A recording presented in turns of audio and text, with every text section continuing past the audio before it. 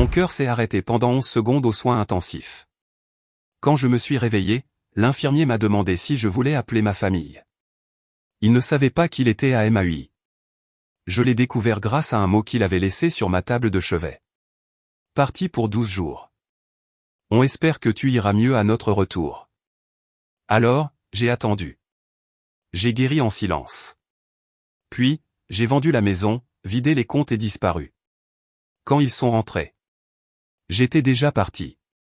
Je m'appelle Eleanor, j'ai 62 ans, et mon cœur s'est arrêté pendant 11 secondes aux soins intensifs pendant que ma famille était en vacances à Maui. Ils m'ont laissé un mot. Avant que je vous raconte comment j'ai disparu avec le moindre centime qu'ils croyaient leur appartenir et comment je me suis bâti une vie qu'ils ne pourraient jamais toucher, dites-moi d'où vous regardez dans les commentaires. C'est bon de savoir que vous êtes là. Tout a commencé avec un bip, un son régulier et rythmé qui m'a tiré d'un brouillard épais et lourd. J'ai ouvert les yeux sur la blancheur crue d'un plafond d'hôpital. Un infirmier au visage bienveillant, nommé Carlos, vérifiait ma perfusion. Il a souri.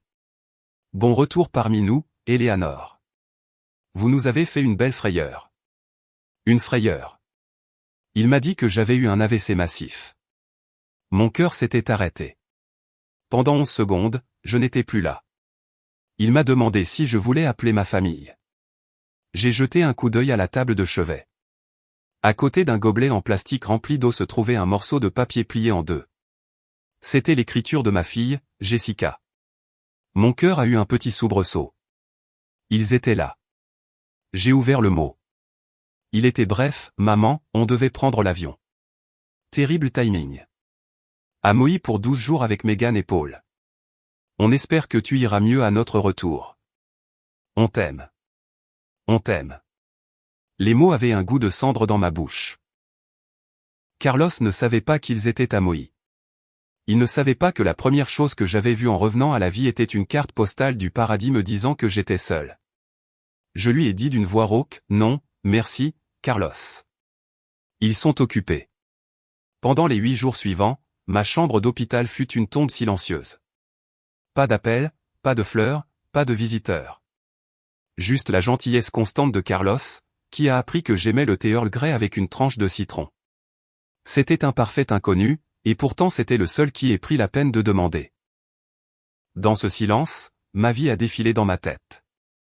Je me suis souvenu de chaque sacrifice, de chaque fois où j'avais fait passer leurs besoins avant les miens. Le souvenir le plus clair était celui du mariage de Jessica. Je venais d'encaisser les bons d'épargne que mon défunt mari, David, m'avait laissés. C'était censé être pour mon voyage de rêve en Italie. Mais Jessica voulait une salle plus grande, une robe de créateur. C'est mon seul et unique jour spécial, maman, avait-elle dit. Alors j'ai signé le chèque.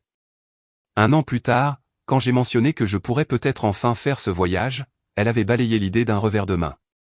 Oh, maman, c'est un peu frivole, tu ne trouves pas, à ton âge? Frivole.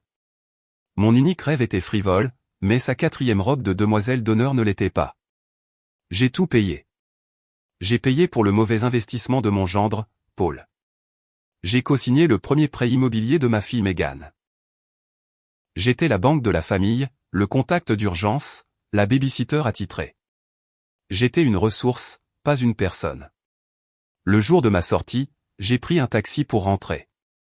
Le silence dans la voiture était une lourde couverture.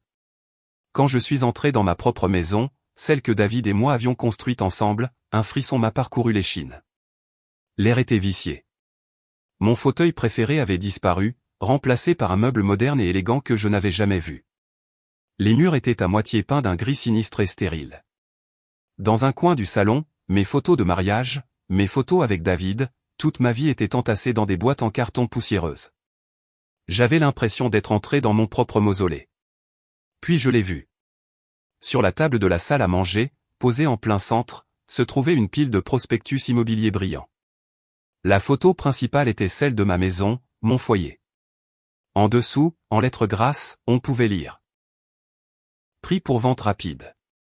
Mon sang s'est glacé. Ce n'était pas possible. Mais à côté des prospectus, il y avait un dossier en carton.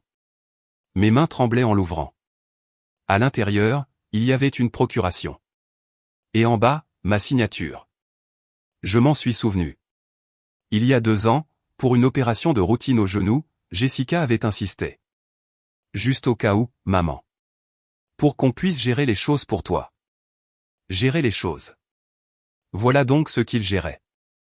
Je me suis effondré sur le canapé froid et inconnu, les papiers tremblants dans ma main.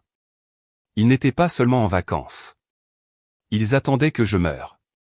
Ou, si je n'avais pas la décence de le faire, ils allaient m'effacer de toute façon. Je pensais que c'était le pire qui pouvait arriver. J'avais tellement tort. J'ai trouvé le vieil ordinateur de la famille dans le bureau. Mes doigts volaient sur le clavier, mon cœur battant à tout rompre dans mes oreilles. Je me suis connecté à notre compte iCloud partagé. Et ils étaient là. Des messages, des dizaines. De Jessica à Paul, l'agent immobilier dit qu'on peut mettre en vente avant le 15. Il faut juste qu'elle parte. De Paul à Jessica, est-ce qu'elle est, tu sais, partie? Les charges nous tuent. Et celui qui m'a brisé. Celui qui a fait voler en éclats le dernier morceau de mon cœur. C'était de Jessica à sa sœur Megan. Megan, je me sens mal, Jess. Elle est toute seule. Jessica, elle n'est pas seule. Elle est à l'hôpital. Et puis, elle n'a jamais été douée avec les limites. C'est pour le mieux. On pourra la mettre dans un bon établissement. On retrouvera nos vies. Les limites. Le travail de ma vie, mon amour, mes sacrifices, était un problème de limite. Je n'ai pas crié. Je n'ai pas pleuré. Pas à ce moment-là. Je suis entré dans l'ancien bureau de David, la seule pièce qu'il n'avait pas touchée, et je me suis assise dans son fauteuil en cuir usé. J'ai pris une photo de nous, d'une autre vie, une famille souriant à l'appareil photo, et j'ai finalement craqué. J'ai pleuré. J'ai sangloté pour la femme qui avait tout donné et qui se retrouvait avec rien. J'ai pleuré la famille que je pensais avoir. Les larmes ont fini par cesser. Et à leur place, quelque chose de froid, de dur et de clair s'est installé dans ma poitrine. Le chagrin était un luxe que je ne pouvais pas me permettre. La rage était un carburant.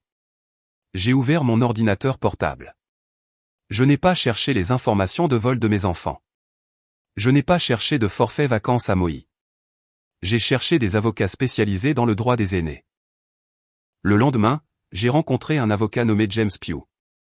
C'était un homme calme et professionnel, avec des yeux bienveillants qui ne contenaient pas une once de pitié, seulement de la concentration. Je lui ai tout raconté. Quand j'ai eu fini, j'ai poussé le dossier sur le bureau. Ils ont ma procuration, ai-je dit d'une voix blanche. Il l'a examiné. Puis je lui ai donné la lourde boîte de documents financiers que David m'avait laissée, celle que je n'avais jamais vraiment regardée. James a passé un long moment à lire un épais document relié par une couverture bleue. Finalement, il a levé les yeux vers moi. « Madame Matthews, dit-il lentement, cette procuration n'est pas valable pour la vente de votre maison. » Je l'ai dévisagé. « Que voulez-vous dire ?» Il tapota le document à couverture bleue. « Votre défunt mari était un homme très intelligent. Il a placé cette maison et la majorité de ses biens dans ce qu'on appelle la fiducie Wilcox. Vous en êtes l'unique bénéficiaire et administratrice. Vos enfants n'ont aucun droit légal sur ces biens. Ils ne peuvent pas les vendre. Ils ne peuvent pas y toucher. Tout vous appartient, entièrement et sans équivoque. » Un lent sourire s'est dessiné sur mon visage. Ce n'était pas un sourire heureux. C'était le sourire d'une femme à qui l'on venait de tendre une épée. James a élaboré un plan de 6 mois. Discrètement, nous allions révoquer la procuration. Nous mettrions la maison en vente avec un autre agent immobilier. Nous créerions une nouvelle fiducie sous un nouveau nom.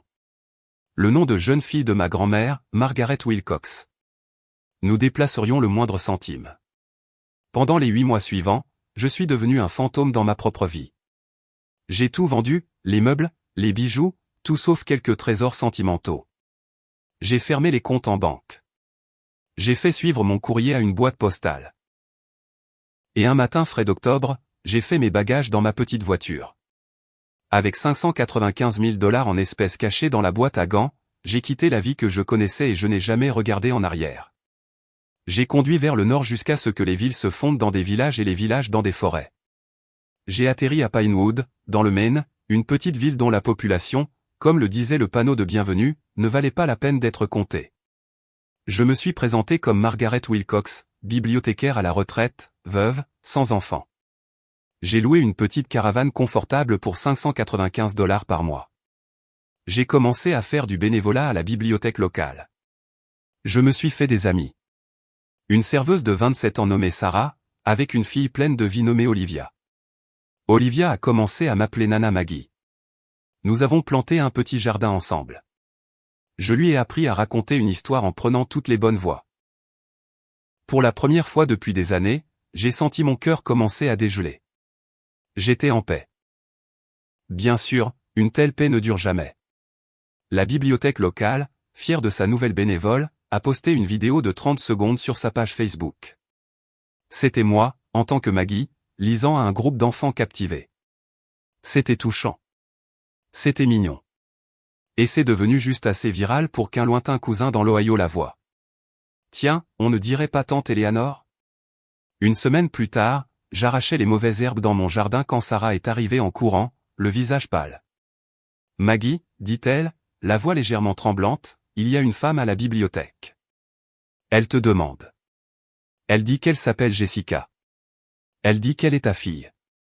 Elle se tenait sur mon petit porche une heure plus tard. Jessica, rayonnant de fureur et de suffisance. Et Megan, juste derrière, l'air pâle et coupable. Qu'est-ce que c'est que ça? Cracha Jessica en désignant ma petite vie paisible.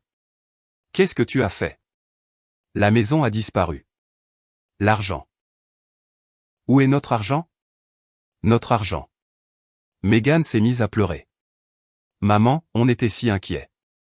J'ai levé la main. Le silence est tombé. J'ai regardé Jessica, son sac à main de luxe et son visage furieux et magnifique. Le visage que j'avais autrefois aimé plus que ma propre vie. Ce n'a jamais été votre argent, ai-je dit, ma voix calme et claire. Ce n'a jamais été votre maison. Papa me l'a laissé. Dans une fiducie, un document légal que vous n'avez jamais pris la peine d'étudier parce que vous étiez trop occupé à dépenser ce que vous pensiez être votre héritage. Le visage de Jessica s'est décomposé. La rage a été remplacée par une pure incrédulité balbutiante. Tu mens. On va te poursuivre en justice. On dira à tout le monde que tu es mentalement instable. Allez-y, ai-je dit, et j'ai ressenti un profond sentiment de libération. Je vous en prie.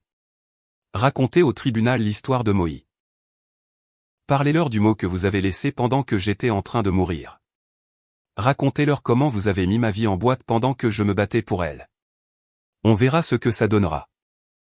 Je me suis tourné vers Megan, dont les sanglots n'étaient plus que de petits hoquets silencieux. Je suis désolé pour toi, Megan. Je suis désolé que tu aies laissé ta peur être plus grande que ton amour. Puis j'ai de nouveau regardé Jessica. Et pour toi, je ne ressens absolument rien. Je suis rentré dans ma maison, ma vraie maison, et j'ai fermé la porte. Je ne les ai pas regardés partir.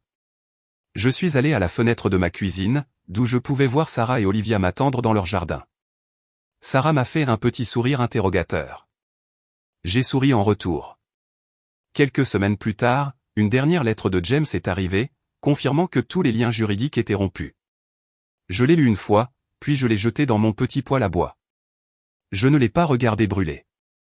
J'ai regardé Olivia, qui courait à travers l'herbe, les bras tendus, criant mon nom. Nana Maggie. Et je suis sorti pour aller à la rencontre de mon avenir. Merci d'avoir regardé jusqu'au bout.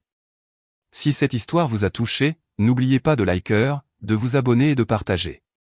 Et surtout, dites-nous ce que vous en pensez en commentaire, on adore vous lire.